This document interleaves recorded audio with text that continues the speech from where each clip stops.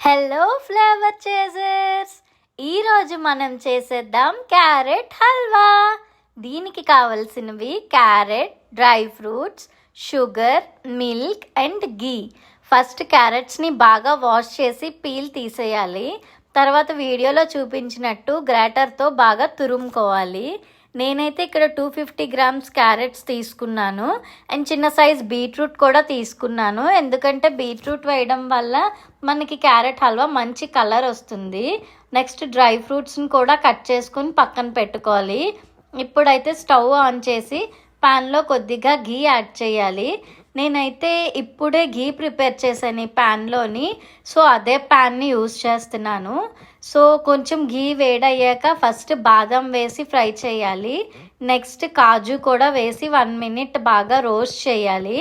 కిస్మిస్ అయితే మనం లాస్ట్లో యాడ్ చేయాలి, లేదంటే కిస్మిస్ బాగా మాడిపోతాయి అన్నమాట. సో మనం కిస్మిస్ యాడ్ చేసిన తర్వాత ఒక 1 మినిట్ ఫ్రై చేయగానే కిస్మిస్ కొంచెం బల్జ్ అవుతాయి.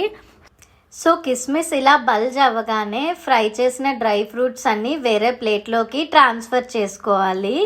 అదే ప్యాన్లో మనం తురుముకున్న క్యారెట్ వేసి ఒక 2 to 3 మినిట్స్ బాగా ఫ్రై చేసుకోవాలి. ఒక 3 మినిట్స్ తర్వాత మనం చూస్తే క్యారెట్ కొద్దిగా కలర్ అయితే చేంజ్ అవుతుందన్నమాట. ఇలా క్యారెట్ కలర్ చేంజ్ అయిన తర్వాత ఒక 100 గ్రామ్స్ షుగర్ అయితే యాడ్ చేసుకోవాలి. నేనైతే తక్కువ షుగర్ ప్రిఫర్ చేస్తాను కాబట్టి తక్కువ తీసుకున్నాను. మీకు కావాలంటే ఇంకొక 25 to 50 గ్రామ్స్ యాడ్ చేసుకోవచ్చు. షుగర్ యాడ్ చేసిన తర్వాత మనం బాగా మిక్స్ చేస్తూ ఉంటే ఈ షుగర్ కరిగి పాకం రావడం స్టార్ట్ అవుతుంది అన్నమాట.